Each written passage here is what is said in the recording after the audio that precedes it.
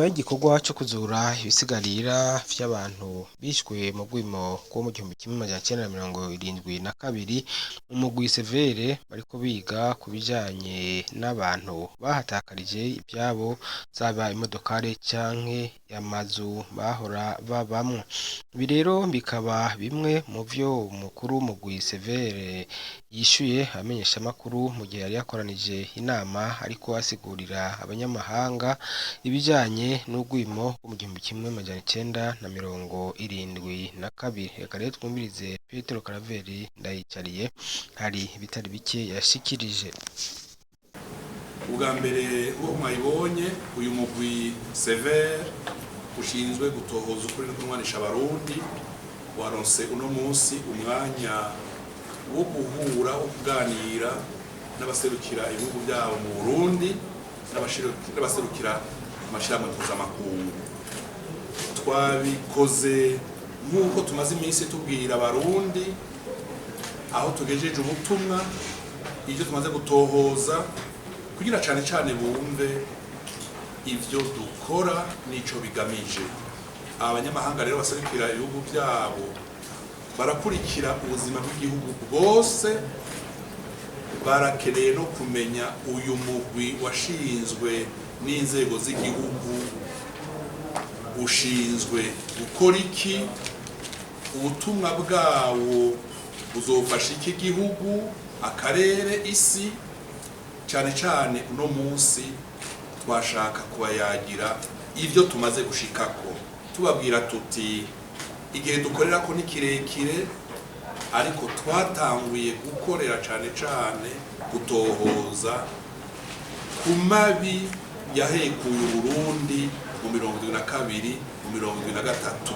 Turabereka ko dufise ibimenyetso bidaharirizwa vyerekana ko ubwicanyi bwabaye mu 1972 no mu 1973 bwarateguwe gutegurwa n'intwaro yariho ico gihe. Abanyamahanga rero baserukira ibihugu vyabo, abanyamahanga baserukira abashirahamwe mpuzamakungu, turabamenyesha kugira ngo barabe ico bofasha mu rwego rwa politike, ico bofasha mu rwego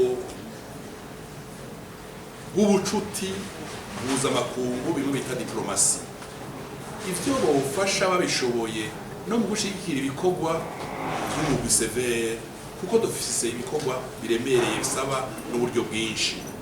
Iyo niyo nyishu ya mbere notanga no kubwira abarundi n'amakungu aho tugeze, kuko ivyabaye mu Burundi biraraba isi yose. Uburundi ni kimanyu c'isi yose. Ikindi novuga babaje ikibazo cerekeye ukuri gupfaniki no kunwanisha abarundi canke twocinjiramo gute kugira havemo umwimbu ufasha abarundi kunwanisha abavuka gihugu. Twabwiye ibintu bitomoye, ukuri tuko turerekana tumaze gushikako nukuri kwari kwaranyegejwe. Abakuze bakuzi bamwe bari bazi ivyabereye aho baba gusa.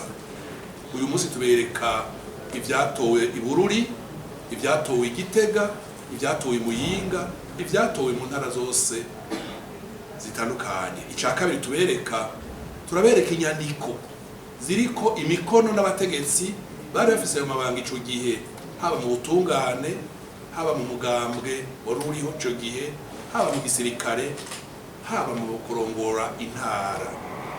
Inyandiko rero zirerekana ukuri. Ukundi kuri tubabwira kuva mu babuze, abapfakazi, imfuvyi, imiryango.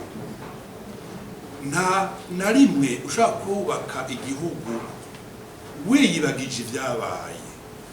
Kwibagiza ivyabaye rero nivyo uyu mugwi ushinzwe kugwanya, uyu mugwi ushinzwe kwerekana ukuri kwanyegejwe kandi ukuri kwazingamitse igihugu. Uburundi habaye abapfakazi benshi mu ntara zose bo mu bwoko bwose. Hari abantu bazi abapfakazi b'iwabo gusa ariko mu gihugu cyose harabaye abapfakazi, harabaye imfubyi. Kunwanisha rero abarundi bifatira ku kuri, bigafatira ku ngingo abarongoye igihugu bafata kugira babone ko abarundi basangiye igihugu kandi amategeko abafata kumwe. Kunwanisha abarundi baciye mu makuba atandukanye ni ukubakorera kugira ngo bumve ko ibyo babuze nk'abarundi babihabwe. Nabasiguriye ko wubatse ibarabara aho ritahora, wubatse ibitaro aho ritahora, wubatse amashuri aho batahora bayabona. Uri kurereka abanyagihugu ko ubafashe kumwe, ariko cyane cyane gufata kumwe bene gihugu ni ukubakingira, ukabafata kumwe kuko atamwana n'ikinono. Mu ijambo rimwe rero kuri icyo kibazo cya kabiri novuga nti ntushobora kubaka inzu udashinze inkingi zikomeye. Inkingi zikomeye nazo zirinda guhagarara ku kuri twari tunyotewe, ku kuri twari kwaranyegejwe.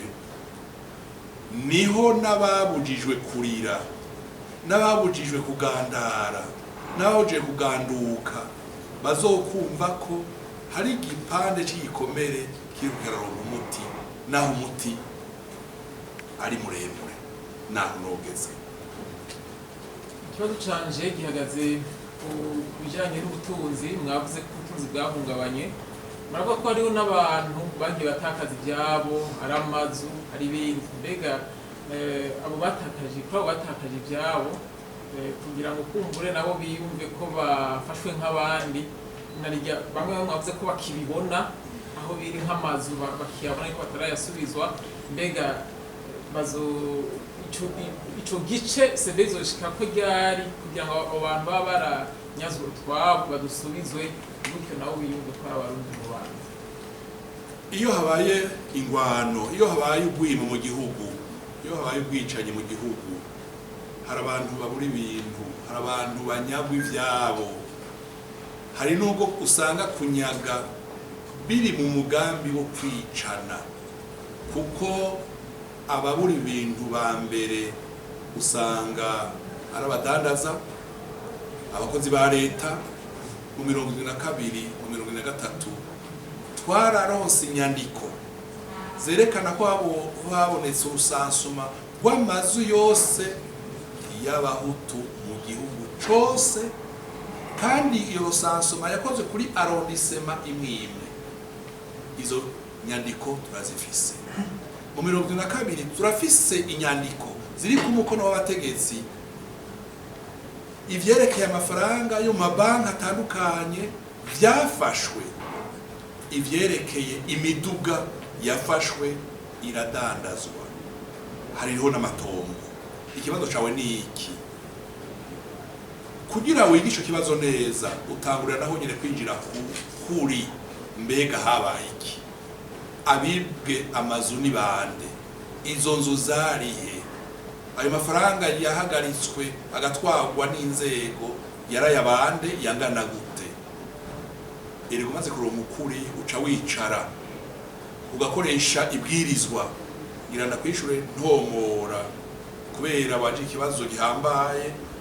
Ibikorwa CNTB yahuri kora mu minsi heze uko mwabikurikiranye, mu minsi iri imbere bizokwinjira mu butumwa bwa severe. Mwaravyumvise, ni ukuvuga ko uyu munsi inzego ziriko zirahinyanyura ibwirizwa rigenga ibikorwa bya severe kugira ivyara bikorwa na CNTB bikorwe n'uyu mugwi, kuko inzego zaravyize zisanga turafise amakuru atari make mu nyandiko, mu matohoza tumaze gukora mu gihugu cose yerekana ko tuzi imakebuko hibwiza zande, Igitega, imiduga yagurishijwe yari yabande, amatongo, amafaranga yo mu makonte.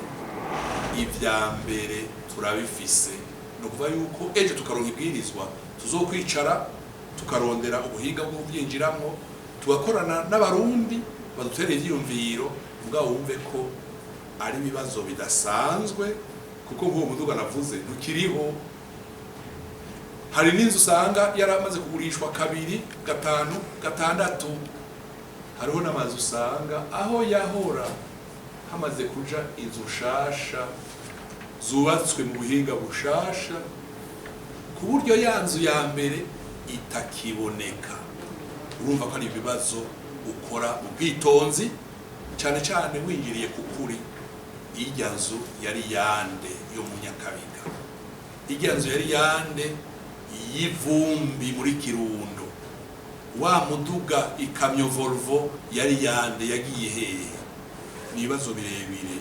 Hajya ukuri turondera, abantu benshi barakorosha, n'ukuri kwanyegejwe, kuko muri iyo miduga mvuga hari yaguzwe n'abakora utwabo abigenga, hari n'imiduga yahawe inzego za leta cyane cyane igisirikare, hari n'imiduga yitwa ko yagurishijwe amafaranga akaja ku makonte ngaca nk'ahandi, mugabo abayironse batatanze n'imeya.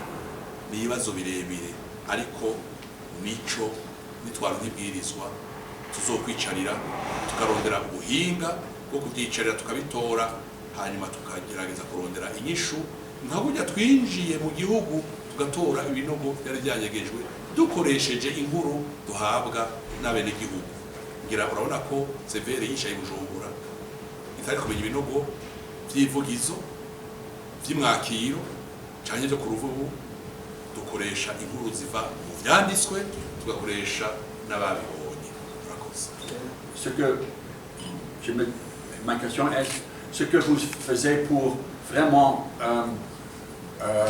assurer que votre activité et conclusions sont acceptées par le peuple burundais. Ça c'est un. Burundi a eu beaucoup donc plusieurs périodes de conflit. Alors il y a aussi plusieurs périodes avec beaucoup de victimes.